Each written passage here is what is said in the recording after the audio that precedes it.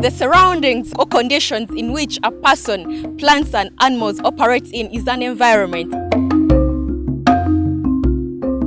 At this moment, we are the Ministry of Water and Environment headquarters in Luzira to share with the State Minister, that is Honorable Beatrice Anywar. I am Sama Lukwago on the program, Our Environment.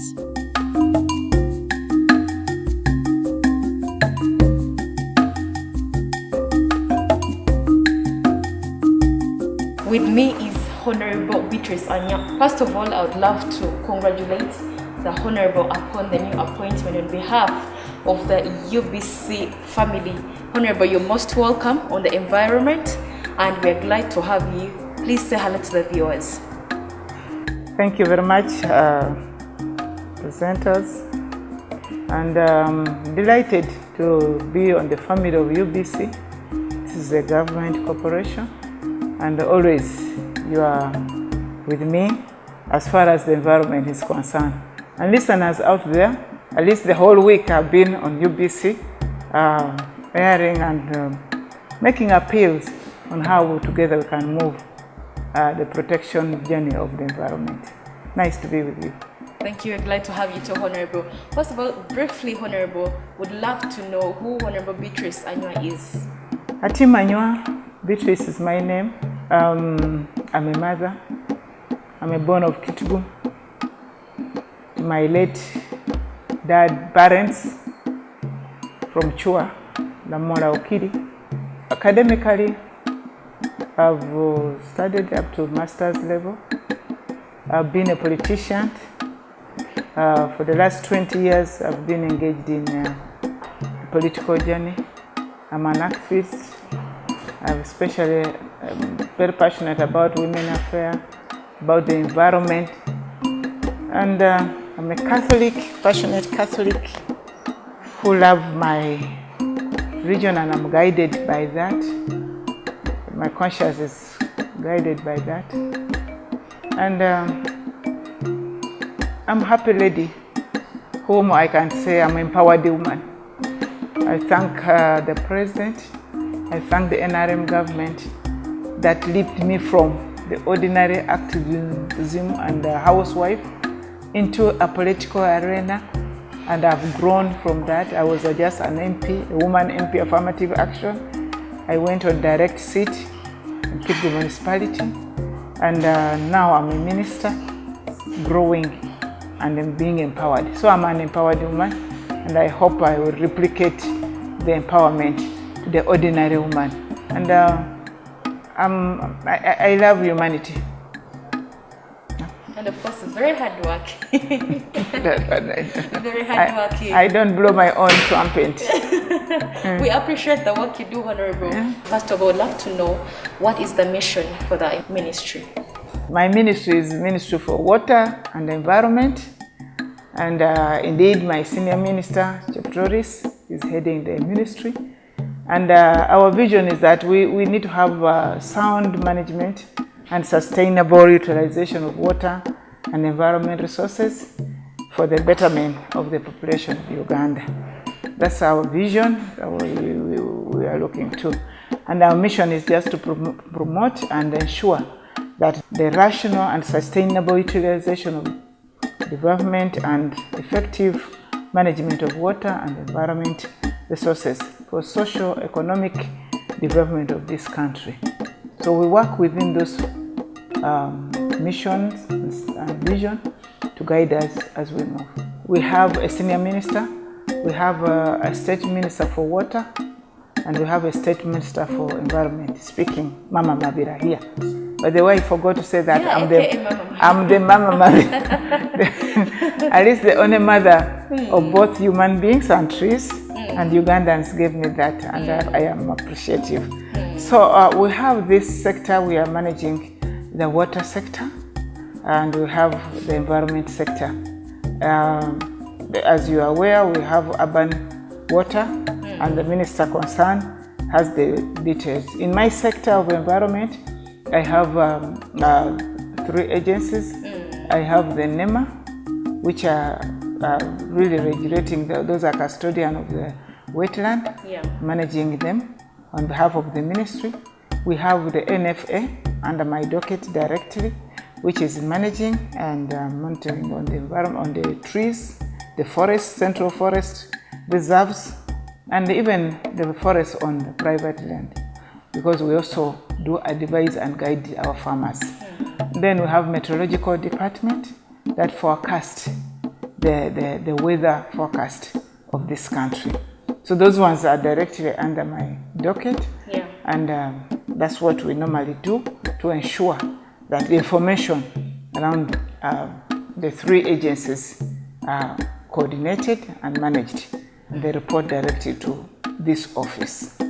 Now, however, we do cooperate with other agencies of government, because you know that when we are talking about water for production, then we have agriculture coming on board. That's true. And therefore we have even land, Ministry of Land, because these resources are also on land.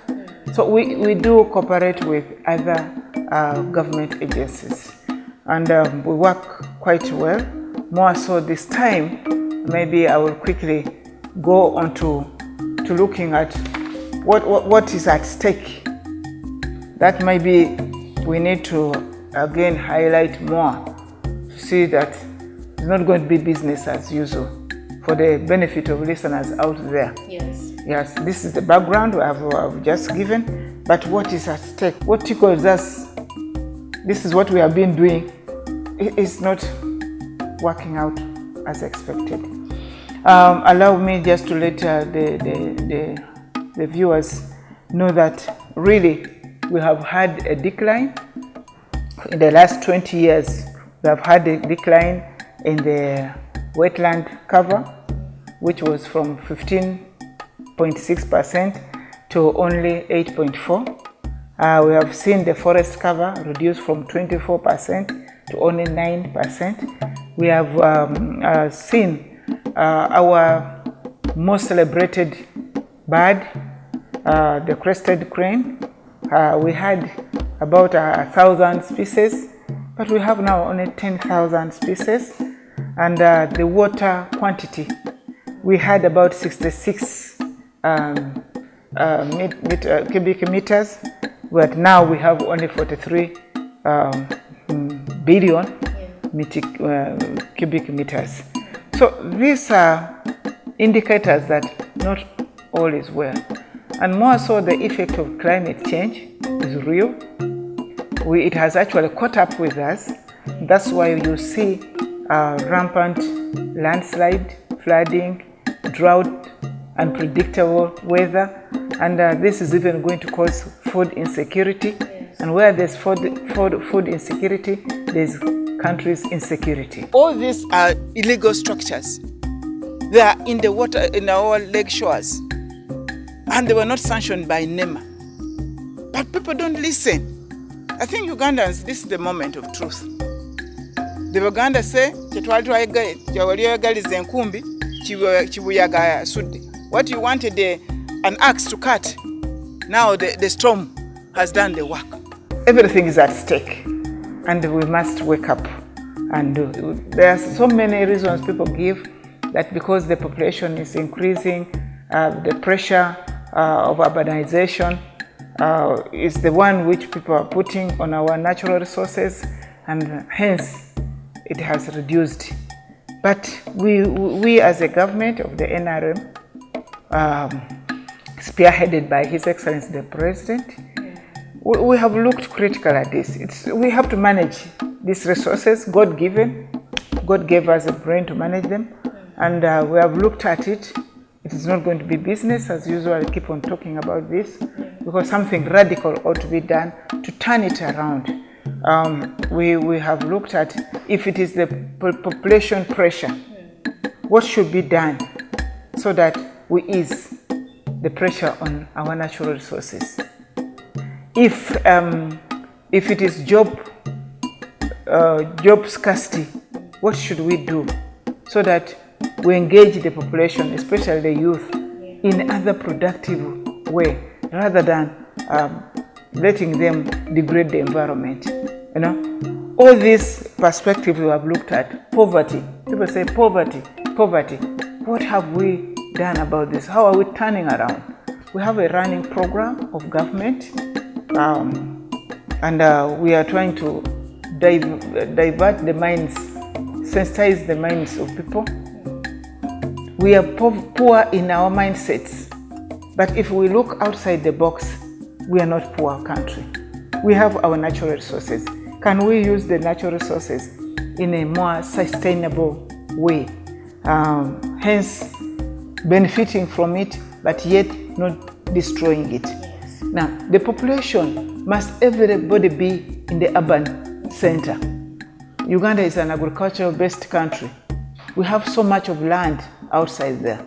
The problem is that people have been cultivating for subsistence survival, just food. You have heard the president say, chida chonka, fume a chicken in my language. People are just there getting a small piece of land for potatoes, cassava, and that is it. And people are like comforted. Yeah. As a government, we're saying that should move. We have to move from subsistence farming to commercial farming. You know, that means it drives people from the urban centers, go into in the countryside, use the available land to produce for more than you can consume. The balance, you are going to earn money. Then the issue of poverty, the issue of employment is handled. You are using the land available. We shall advise you. Government has put in place mechanization.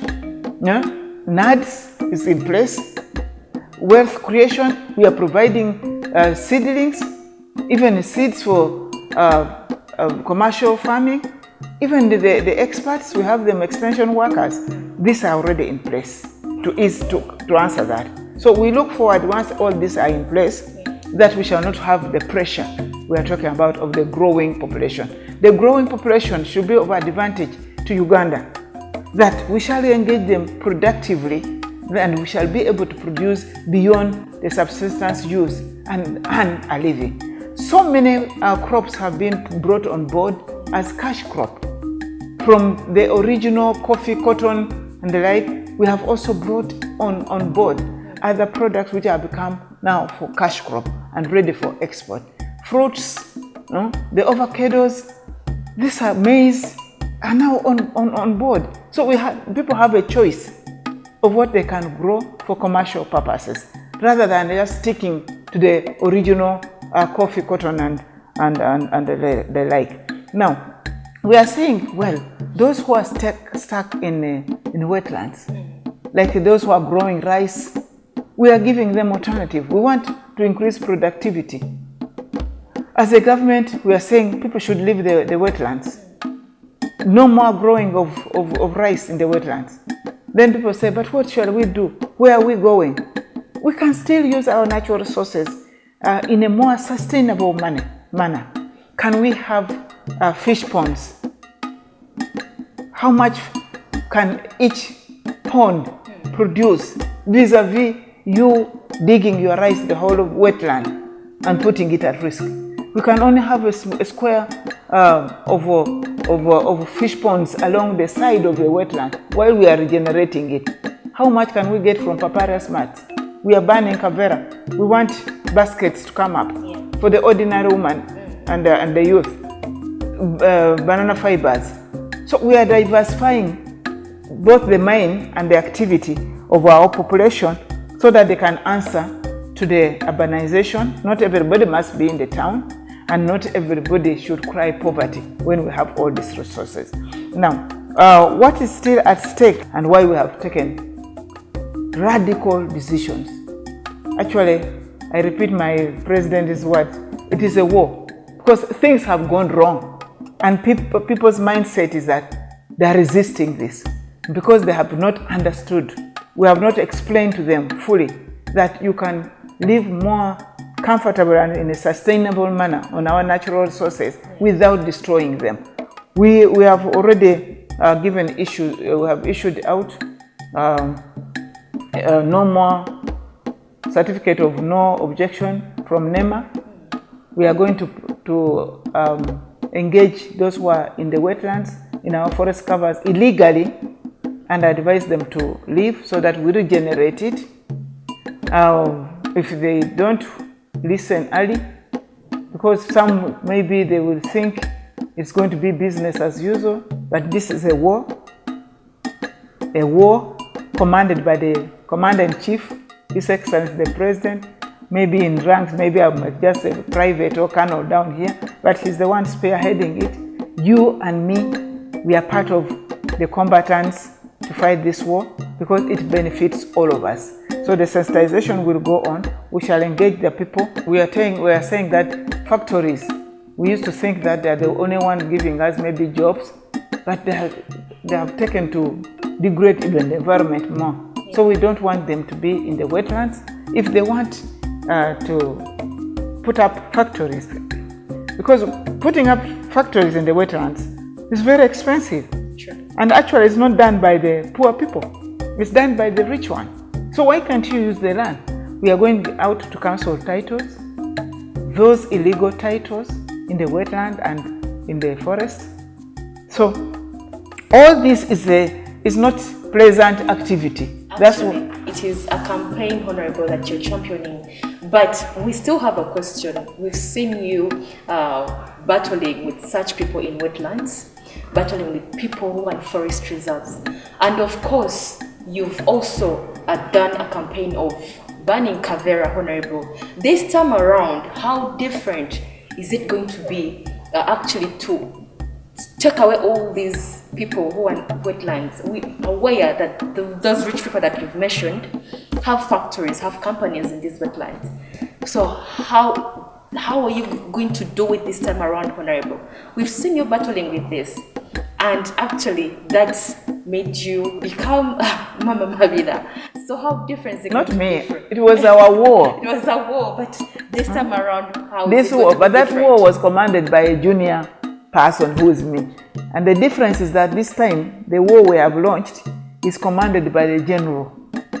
And that the general is His Excellency the President. So that makes it a difference. That's a big difference. The political will is huge. It's huge. Yes. So when you hear that I'm staying in this wetland, I'm in this forest, I have orders from above.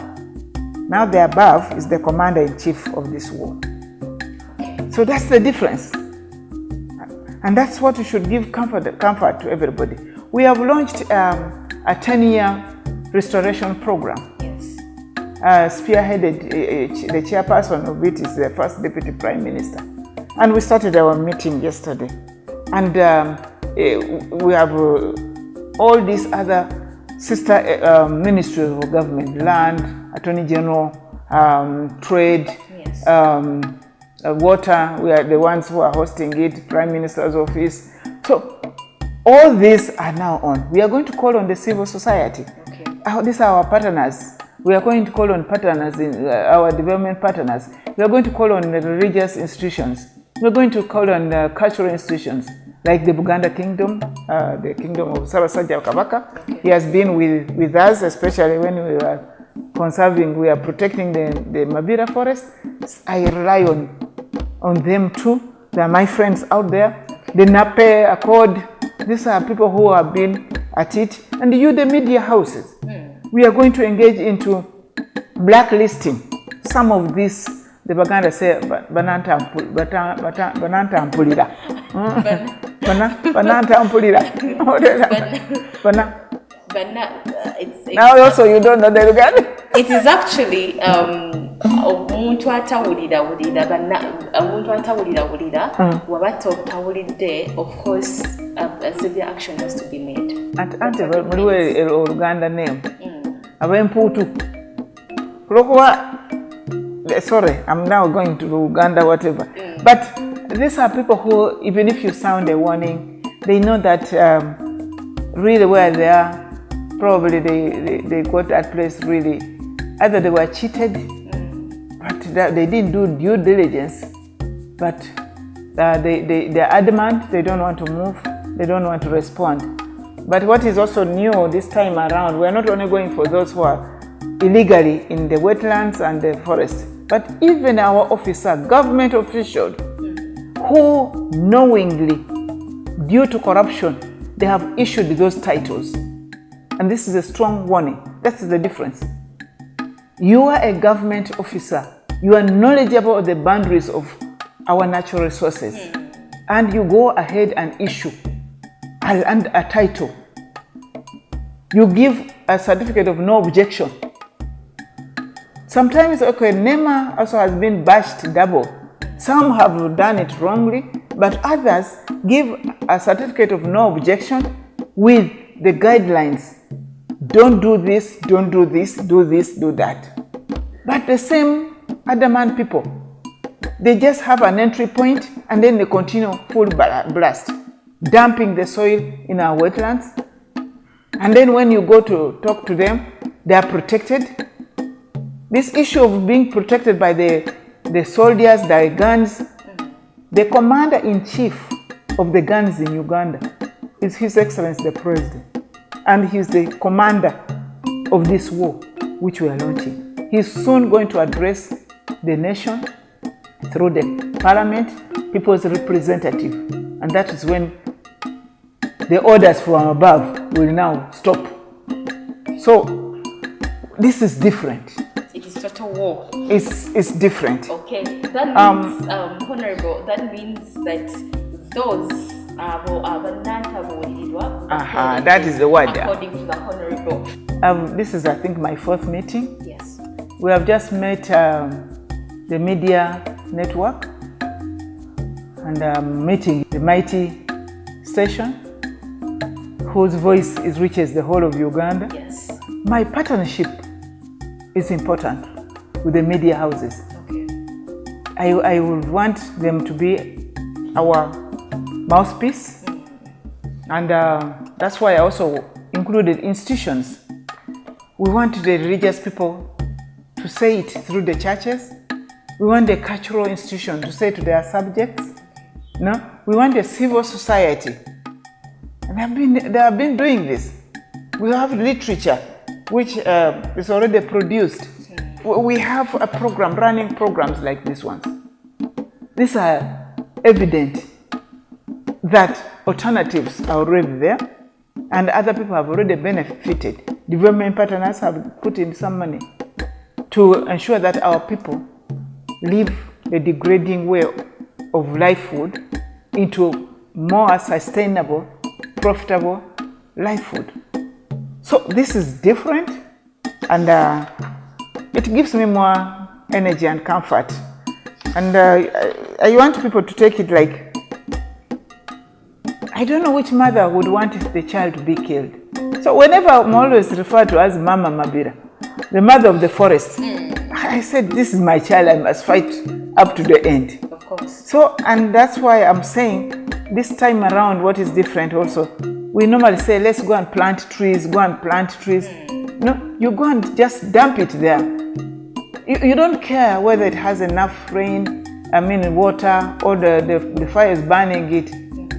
It's different. We want us to grow. Yesterday, I missed one of the important activity of petting a tree. Let's make our trees our friends. How do you hurt your friend? Huh? How do you hurt a child you have named, you have given a name? Like now for us, we are grandmoms. That is a reflection of me. And I take personally, that is my friend, I need to nurture to make it grow. So we are going to grow trees, not only plant them. And we have already secured that as a country we have a national, we're going to make a pronouncement, the president knows when, okay. We have a national planting day where each of us go and produce your child. Let's fall in love with the trees, yes. With the nature. Yes, hug your tree. Yeah, nature has protected us. And I keep on referring Ugandans. You ask me what is different. I think also the coming on board of COVID. Yes. It should be an eye-opener. That's true. Nature has been sustaining us. Nature has been giving us fresh oxygen, free of charge. But people have tested how expensive oxygen is. If you can't breathe, and you are taken in the ICU, within a short time, how much does it cost you? A lot of money. But our nature, since time immemorial, has been giving us free, fresh oxygen. Therefore, we must protect the source of our oxygen. 2, we have seen that this forest, for example, this nature, Mother Nature, is a gold mine. A gold mine. Why? The breakthrough which we are going to have as a country of COVID-X, where does it come from? If we cut down all the trees, people are grasping to see where do they get a solution to COVID. Globally, it's going to be a pride, fellow Ugandans, if Uganda is producing a solution to COVID. All walks of life, we are the suppliers, a solution to COVID in the world. That's a pride for Ugandans. And where does it come from? There are forests. And many more. I've just been from another meeting. We are soon coming up with another outbreak and another solution, all based in the forest. Sure. What about the wetland? What about the ecosystem? No? So this is what is at stake, and this is what people should appreciate. And therefore, I think conservation of the environment, we don't have an option. We have tested it, the landslides, when it rains, the flooding. No? These plastics, must we have them? So I can say, nature is speaking. Ugandans must listen. I thank UBC. You're already doing a tremendous work. You have reached me. I just want to encourage you to reach out to Ugandans to be part of this campaign. And they should be waiting for you to embrace it. So that we conserve the environment together. Okay. Nature is speaking. Ugandans, listen. For God and my country.